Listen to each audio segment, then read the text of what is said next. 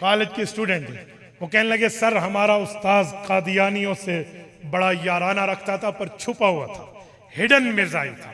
ठीक है, तो हम चाहते थे कि यार ये बड़ी अजीब बातें करता है, कोई मामला निखर के सामने आए तो क्या करो। उसने आके आलिम से राब्ता किया, उलमाए कराम के पास आया कि हजरत हमारा उस्ताद कॉलेज में आके कहता है, सुनो सुनो, अपनों की सादगी और गैरों की अय्यारी देखो। कहा हमारे उस्ताद कहते हैं रसूलुल्लाह तो बड़े नरम मिजाज थे, रसूल पाक तो बड़े नरम गो थे, रसूल पाक सल्लल्लाहु अलैहि वसल्लम तो दुश्मन को माफ कर देते थे, कोई रसूलुल्लाह को गलत कहता हुजूर माफी दे देते। आजकल तुम पता नहीं क्या हो गए हो, मौलवियों की बातों में आके आपने बाजू चढ़ा लिया, मौलवियों के मामलात में आके आपने सख्तियां दिखाना शुरू कर दी। माफ करना सीखो, मोहब्बतें बांटो, मवद्दतें बांटो, अकीदतें बांटो, ताल्लुक बांटो, एहतराम बांटो, इकराम बांटो, प्यार दो, छोड़ो इन सख्तियों को। वो रोजाना आके हमें यही बात करता, रोजाना आके हमें यही बताता। तो जब ये आ जाए तो उसने कहा हम बहुत परेशान हैं, हमें हुजूर पाक के दुश्मनों से यारियों की बातें करता है, हम क्या करें। आलिम के पास आया, वो हम जैसे किसी मौलवी से माशाल्लाह मिला और उसे आंसर और वे ऑफ द आंसरिंग, जवाब देने के तरीके समझाए गए। उन्होंने कहा जी बहुत अच्छा।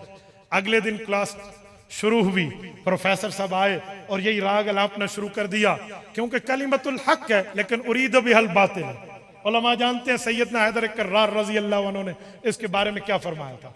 तो जुमला तो ठीक था लेकिन नीयत उसकी गलत थी। तो वो कहता माफ करना सीखो, ये करना, आप क्या कादियानियों क्या मिर्जाइयों की मुखालफत ये भी। तो लड़का खड़ा, उसने कहा सर एक्सक्यूज मी 1 मिनट, मैं कुछ कह सकता हूँ। यस बेटा कहिए, आपने क्या कहना है।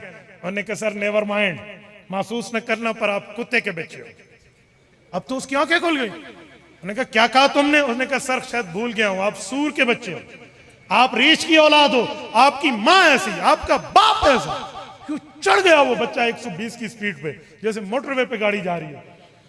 तो कहने लगा ओहो तू मेरी इंसल्ट और मेरी बेइज्जती कर रहा है, तुम्हें शर्म नहीं आती, ऐसे शागिर्द हो। उसने कहा सर माफ करना सीखो, मोहब्बत देना सीखो, प्यार देना सीखो, मोहब्बतें बांटो, अकीदतें बांटो, ताल्लुक बांटो। क्या सर आप हाइपर हो गए, क्या गुस्सा हो गए हैं, ढीले हो जाए। हुजूर पाक अलैहिस्सलाम दुश्मन को माफ फरमा दे।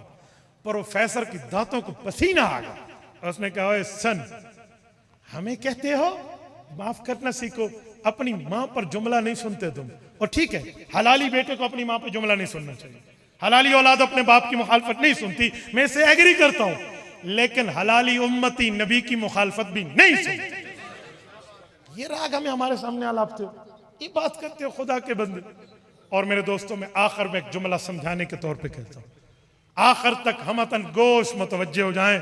मैं खासुल खास इस पूरी गुफ्तगू का खुलासा दे रहा हूं, इस पर आप उलमाए कराम का तामुन करें, उलमाए कराम के हेल्पिंग हैंड बने, उनकी मदद और नुसरत करें।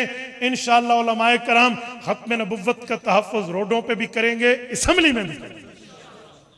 आप कहेंगे क्या मतलब, मौलवी का काम तो मस्जिद में बैठना है, मौलवी का काम तो मदरसे में बैठना है, मौलवी का काम है नमाज पढ़ाए, मौलवी का काम है रोज़ा बताए, मौलवी का काम है दीन सुनाए, मौलवी का असम्बली में क्या काम है। हो सकता है किसी के जहन में सवाल आए, आओ मैं जवाब देने लगा हूं, तवज्जो स्लिप न करना। जिस नबी का कलमा आपने पढ़ा, जिस पैगंबर का कलमा हमने पढ़ा, उस नबी की बात पेश कर रहा हूं, होनी चाहिए या नहीं होनी चाहिए। रसूलुल्लाह की बात करूं या ना करूं, तवज्जो रखना। हुजूर की बात ऐसे जैसे आपने हाथ उठा के बात तायद की है ना, ऐसे अपने कानों से दिल की खिड़की तक रास्ता देना, तवज्जो रखना।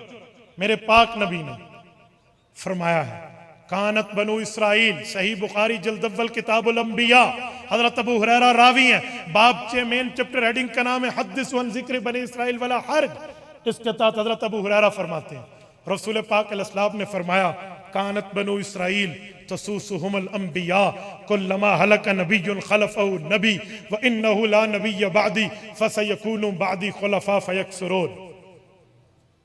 हुजूर पाक ने फरमाया लोगों, नबी आते वो सिर्फ नबी नहीं होते कि उम्मत को नमाज रोजा समझाते, वो नबी भी होते, इस्लामी सियासतदान भी होते। तसूसुहुमुल अंबिया, अच्छा नबी भी होते, इस्लामी सियासतदान भी होते। फरमाया जी हाँ।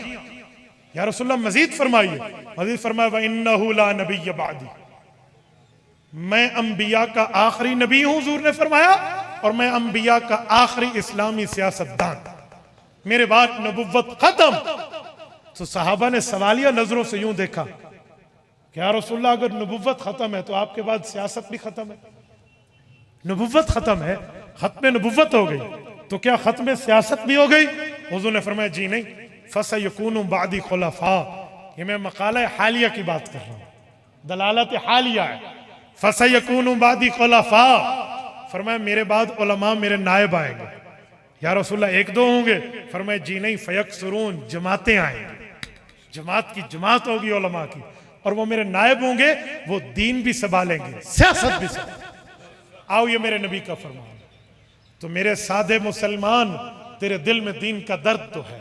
तो कहते हैं मौलवी मस्जिद में बैठे ठीक कहता है, मौलवी खानकाह में बैठे ठीक कहता है, मौलवी मिंबर पे बैठे ठीक कहता है, लेकिन जिस नबी ने मौलवी को मिंबर पे बैठा के अपना वारिस करार दिया, जिस नबी ने मुसल्ला इमामत मौलवी को देके अपना वारिस करार दिया, खुतबा जुमा, खुतबा दैन, खुतबा सलातुल कुसूफ खुसूफ, खुतबा सलातुल इस्तिस्का, खुतबात निकाह में अपना वारिस करार दिया, जिस मौलवी ने सियासत के, जिस मौलवी ने खानकाह में बैठ के नबुव्वत की रूहानी और इंसानी रिवायत को बरकरार रख के नबी का वारिस बना, तबलीग व तालीम व तदरीस व जिहाद व तसव्वुफ में चल के जो आलिम पैगंबर का वारिस बना, मस्जिद और मिंबर पे बैठ के वो नबी का वारिस बना, उसी नबी ने आलिम को सियासत में नबी का वारिस करार दिया है।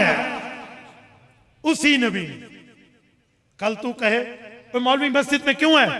लोग कहेंगे मौलवी मस्जिद ही बैठा है ना, मौलवी मस्जिद में ही बैठेगा। तो तू फिर ये क्यों पूछता है कि मौलवी असेंबली में क्यों है? बाबा, मौलवी ने भी सियासत संभालनी है, नबी ने वारिस बना। मैं जिला लिया में था, मुझसे एक सवाल हुआ कि मौलवी का सियासत में क्या काम? मैंने कहा रेल पटड़ी पे क्यों चलती है, मोटरवे पे चले। कहते क्या मतलब? मैंने कहा रेल को मोटरवे पे दौड़ा दो। कहते पटड़ी बड़ी रेल के लिए है।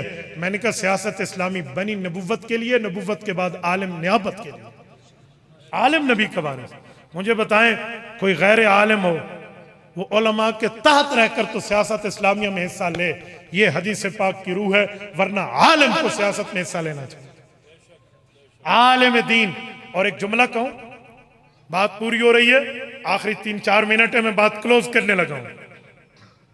रसूलुल्लाह सल्लल्लाहु अलैहि वसल्लम के दुश्मन कादियानियों का फैलाया हुआ एक जुमला है जो आज मुसलमानों में आम है। पता है क्या?